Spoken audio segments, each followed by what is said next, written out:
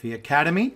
Today I want to demonstrate the impact of single point focus on your depth of field. When using a manual mode and you set up your ISO to the lowest possible, in this case 100 ISO, and I'm going to set up my aperture to 1.4. By moving the focus point, as you can see, it creates a different depth of field. So the same thing applies before you take pictures of your subject. Make sure your single point is pointed at that subject that you want to take. It makes a big difference because I can go back, open wide and close, and it changes the atmosphere and it changes the look of that focus point and the focus area. Very important when you're trying to highlight or isolate your subject and blur the background. This is a good way to really practice. So before we start taking pictures, this is a really good way to understand the relationship between a single point focus and the depth of field, and we have a wide open aperture. So let's get going and start taking some pictures right now and show you even better explanation.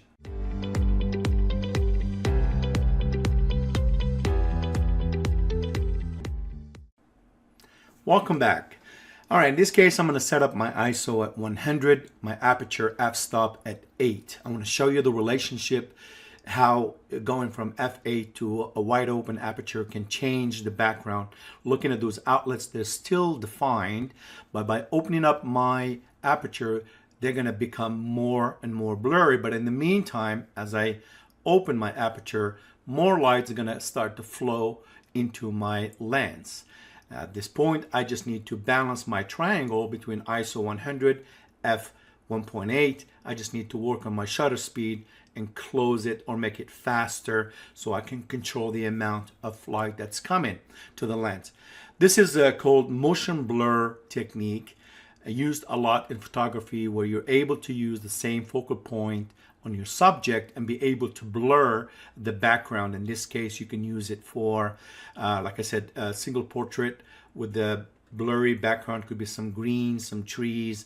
It's absolutely magnificent if you start practicing on this one. So what I will say, go ahead and give it some try. Let me know what you think, but this is an outstanding technique in taking portraits.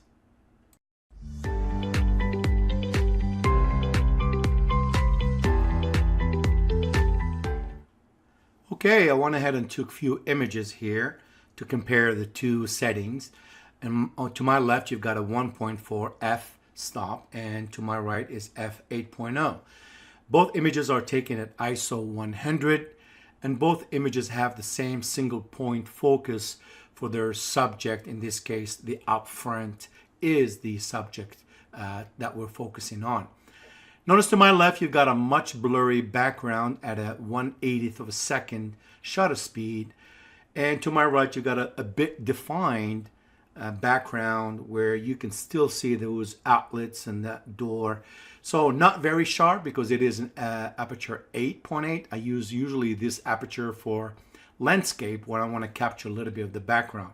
To my left, I use that settings when it comes to portraits, very much a well-known settings, a very professional look where you focus and isolate your subject, where you still have some of that background not defined. It gives that feel of blurriness and you've got the motion in it. But sometimes it really part of that design is a beautiful portrait. Another picture here where I was able to group everybody. Let's say you're taking a family picture. Both images have the same focal point, that is the center, which is your hyper focal point. And I can define this in another video. You may want to look in the channel, a very important skill to learn. So notice both images are set up. To my right, you've got f11, a little bit more defined background. And to my left, 1.4. In this case, that's the lowest I can go with the lens, the 50mm that I'm using. Some lenses go all the way down to 1.2. You've got even a much more blurry background.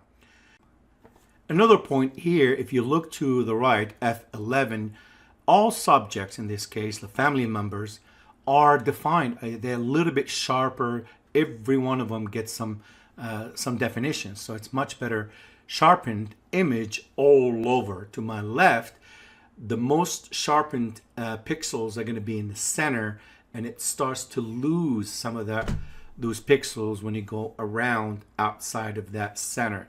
So again, another skill. So if I'm taking a picture of a large group and everybody wants to be sharp and look good, absolutely go for the f11, f8, and that gives you a much better sharpness all over.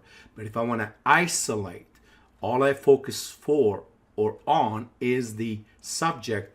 Anyone else is not really important at that point. Is definitely the settings to my left. I hope you enjoyed the video. I hope this was very helpful. Let me know if you have any questions, and please subscribe to our channels. It helps the community, and we again thank you for watching, and have a great day.